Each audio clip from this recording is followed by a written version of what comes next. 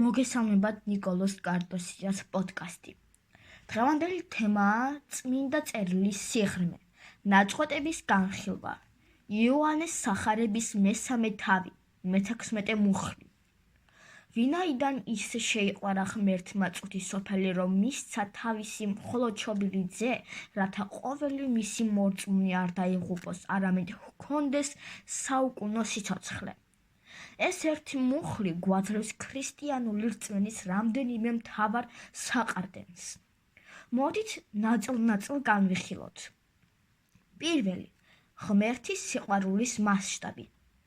ისე შეიყვარა ღმერთმა წუთის სოფელი. რა არის წუთის სოფელი ამ კონტექსტში?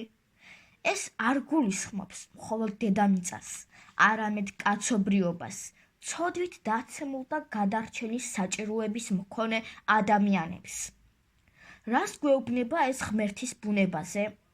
რომ მისი სიყვარული უპირობოა და ვრცელდება ყველაზე მიუხედავად ჩვენი ნაკლოვანებებისა. მეორე, უდიდესი მსხვერპლი, რომ მისცა თავისი მხოლოდ შობილი ძე. რატომ არის ეს მსხვერპლი ასეთი მნიშვნელოვანი? მხოლოდ შობილი ძის გაცემა ნიშნავს ყველაზე ძვირფასი რამის გაღებას.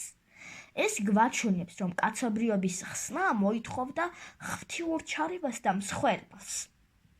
მესამე, გადარჩენის პირობა, რათა ყოველი მისი მორწმუნე. რა არის რწმენა ამ ნაწყვეტში?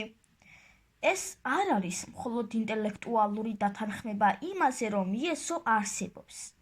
ეს არის ნდობა, მიღება და მორჩილება იესო ქრისტეს მიერ აღსრულებული საქმისადმი.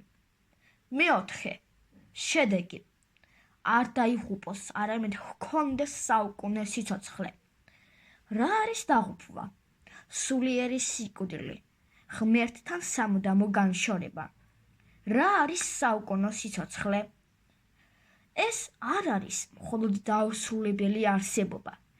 ეს არის ხარისხობრივად ახალი ცხოვრება, მარადიული კავშირი ღმერთთან იესო ქრისტეს მეშვეობით, რომელიც უკვე აქ, დედამიწაზე იწყება.